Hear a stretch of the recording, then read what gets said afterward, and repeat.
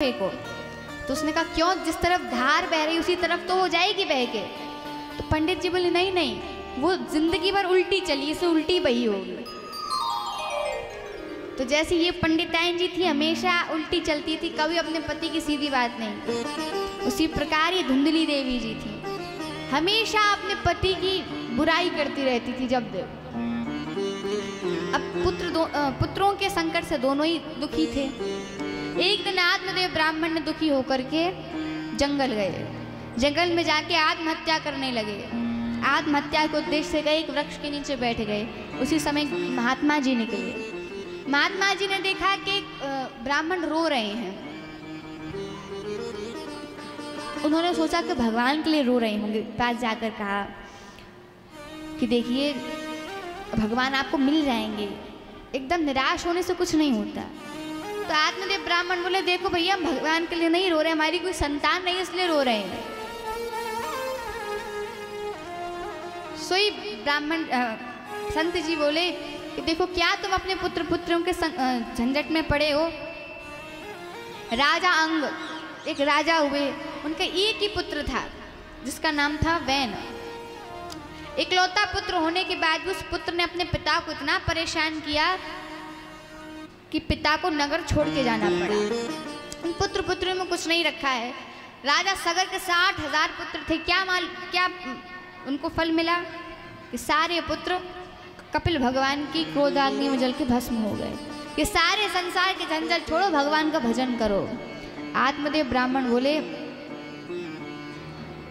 इन बच्चों को थोड़ा शांत करिए। जो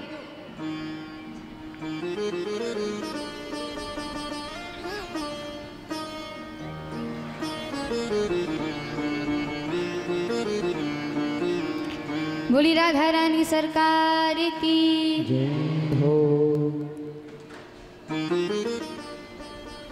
तो आत्मदेव ब्राह्मण ने कहा कुछ भी आप कहिए, मुझे पुत्र चाहिए, वरना मैं आपके चरणों में प्राण त्याग दूंगा। ब्रह्म हत्या के दोस्त उन्होंने अपनी झोली में से फल निकाला, दे दिया। बोले अपनी पत्नी को खिलाना तो तुम्हारे यहाँ एक गुणवान पुत्र होगा। घर गए, जैसे द्वार पे पहुंचे उस फल को लेकर जोर जोर से चिल्लाने लगे, अरे वो धुंधली। अब धुंधली जैसी आवाज सुनी तो भागती भागती आई। बोले लो ये है फल, इसे खा लेना। अब धुंधली बोली अजी मैंने तो सोचा था कि कोई 9 लाख का हार लाए, इसलिए इतने जोर से चिल्ला रहे हो। फल क्या मैंने कभी खाए नहीं है। तो ब्राह्मण ने कहा नहीं नहीं, ये फल एक संत का आशीर्वाद, इसे खाओगी तो हमारे यहाँ एक गुणवान पुत्र होगा। अब उसने कहा चलो आपकी जो आज्ञा, फल लेकर अंदर चली गई। अब वो भी पंडित जी भी आसपास बात करने चले गए कि अब हमारे यहाँ भी पुत्र होंगे, हमारे यहाँ भी अब किलकारियाँ गूंजेंगी। अब यहाँ पे वो फल को लेके बैठ गई और यही सोच रही इस फल को खाऊं या ना खाऊं। तभी उनकी पड़ोसन आ गई। पड़ोसन ने कहा कहो बहन क्या हुआ, क्यों उदास बैठी हो। धुंधली बोली कुछ नहीं, मेरे पति वैसे ही भोले हैं, उन्होंने किसी ने उनको फल दे दिया कि अपनी पत्नी को खिला देना, पुत्र हो जाएगा। भले फल खाने से पुत्र होते हैं। अब पड़ोसन बोली देख संत का आशीर्वाद है, खा ले तो अच्छी बात है, अगर हो जाएगा और नहीं हुआ तो फल नुकसान थोड़ी करेगा। उसने कहा अच्छा ठीक है, पर मेरे कुछ प्रश्नों का उत्तर दे। बोले पूछ। बोले मैंने सुना है कि जब पुत्र होता है तो पेट बड़ा हो जाता है। तो उसने कहा हाँ सही बात है। बोले तो एक बात बता, सारे गांव में आग लग गई तो सब तो भाग जाएंगे और मैं ही नहीं भाग पाऊंगी फिर। अब पड़ोसन बोली क्यों तू इतना तर्क कर रही, तुझे कौन सी रेस में जाना है दौड़ने, फल खा ले। उसने कहा चलो चलो खा लेती हूँ। एक बात बताओ, मैंने सुना है कि सुखदेव जी अपनी माता के घर में 12 साल रहे थे, और मेरा पुत्र अगर मेरे घर में 1-2 साल ही रह गया तो मेरा तो गोविंदाय नमो नमः हो जाएगा। पड़ोसन बोली ये रहा तेरा फल, तुझे दूर से प्रणाम, तू खाना हो तो खा वरना मैं जा रही। तभी धुंधली की बहन आई। बहन तो चाहती ये थी कि इसके घर कोई पुत्र ना हो। तो उसने कह दिया कि देख फल खाने से कुछ होता है नहीं, अब तेरी गाय भी बांझ है, चल तू उसे खिला दे, अगर होना होगा तो उसके भी कुछ हो जाएगा। और कुछ ही दिनों में मेरे पुत्र होने वाला है, मैं तुझे दे दूंगी और कह देना कि मेरा पुत्र है। कुछ दिनों फल खिला दिया गाय को। 3 महीने के बाद गाय के एक सुंदर बछड़ा हुआ। त्रिमासे निर्गते चाथ साधेनु सुरवर्षकम। उस गाय ने एक बालक को जन्म दिया जिसके कान थे गाय जैसे और सारा शरीर मनुष्य जैसा, इसलिए आत्मदेव ब्राह्मण ने उसका नाम रखा गोकर्ण। अब धुंधली की बहन ने भी उसे अपना पुत्र दे दिया। अब जब नामकरण संस्कार की बारी आई तो धुंधली बोली, देखो जी मेरा पुत्र है, मैंने इसे जन्म दिया इसलिए इसका नाम भी मैं ही रखूंगी। बोले अच्छा बता क्या रखेगी? बोले देख मेरा नाम है धुंधली तो उसका नाम होगा धुंधकारी। दोनों को पढ़ने भेजा, परंतु दोनों पढ़े, परंतु दोनों के संस्कार अलग अलग थे। एक गोकर्ण जी महाराज तो महान ज्ञानी पंडित हुए और धुंधकारी महान पापी हुआ। अपनी माता को रोज परेशान करता, मार मार के धन लेता। पहले ये दुख था कि कोई पुत्र नहीं है, अब ये दुख है कि पुत्र है।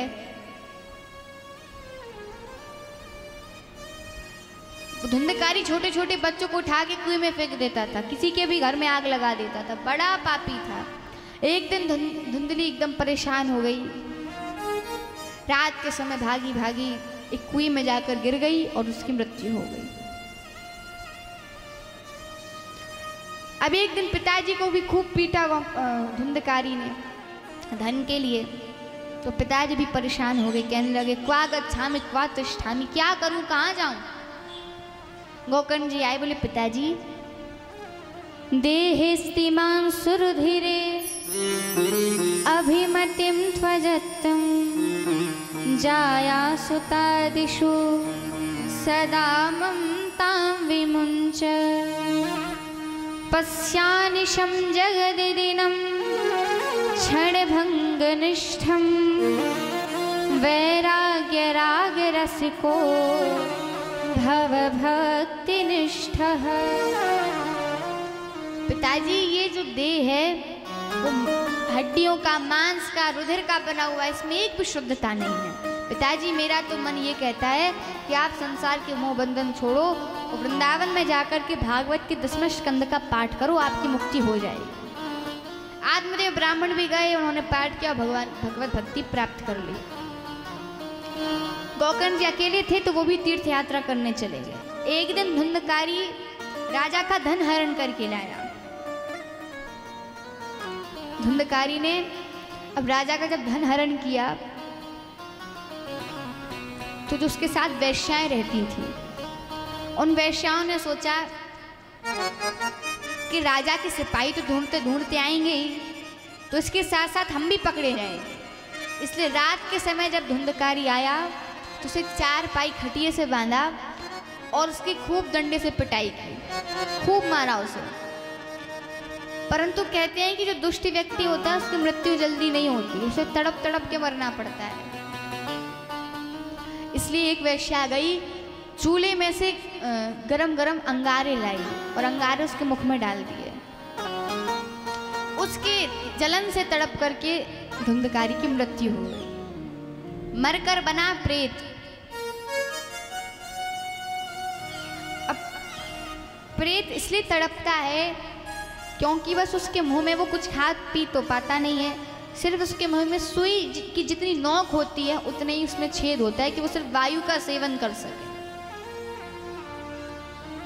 बहुत दिन हो गए, गोकर्ण जी महाराज आए, अपने घर रुके, तो रात को जैसे उन्होंने शयन किया तो उन्हें अलग अलग आवाज़ें आने लगी, कभी कुत्ते की, कभी बिल्ली की, कभी तोते की, कभी भैंस की।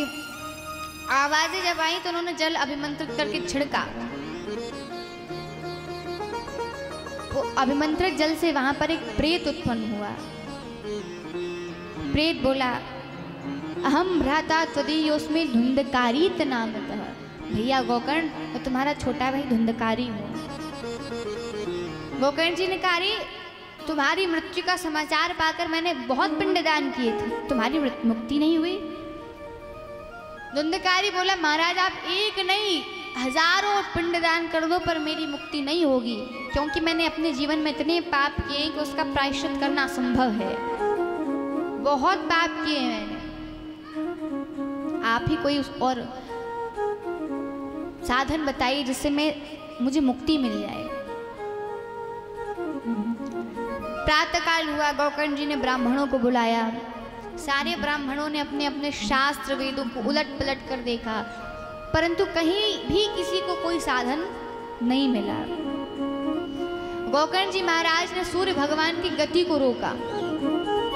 सूर्य भगवान ने पूछा, क्या बात है? बोले, मेरे भैया प्रेत बन चुके हैं, उनकी मुक्ति का कोई उपाय बताइए। तो सूर्य भगवान ने बताया, श्रीमद् भागवतान मुक्ति सप्ताहम वाचनम गुरु। श्रीमद् भागवत महापुराण की कथा का आप वाचन करिए और उसकी कथा को सुनने से इसकी मुक्ति जरूर हो जाएगी।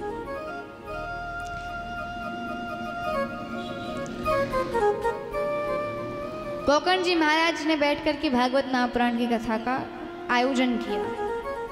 बहुत लोग आए। तो वहाँ पर एक बांस का 7 ग्रंथि वाला एक बांस गाड़ा गया। उस बांस में आकर के वो प्रेत बैठ गया। जैसे ही प्रथम दिवस की कथा समापन हुई, सोई उसकी ग्रंथि फट गई। एक ग्रंथि फट गई। दूसरे दिन की कथा समाप्त हुई तो दूसरी ग्रंथि फट गई। ऐसे करते करते 7 दिन की कथा जिस दिन समाप्त हुई तो 7 ग्रंथि उस बांस की फट गई और उसमें से एक दिव्य पुरुष उत्पन्न हुआ। दिव्य रूप धरत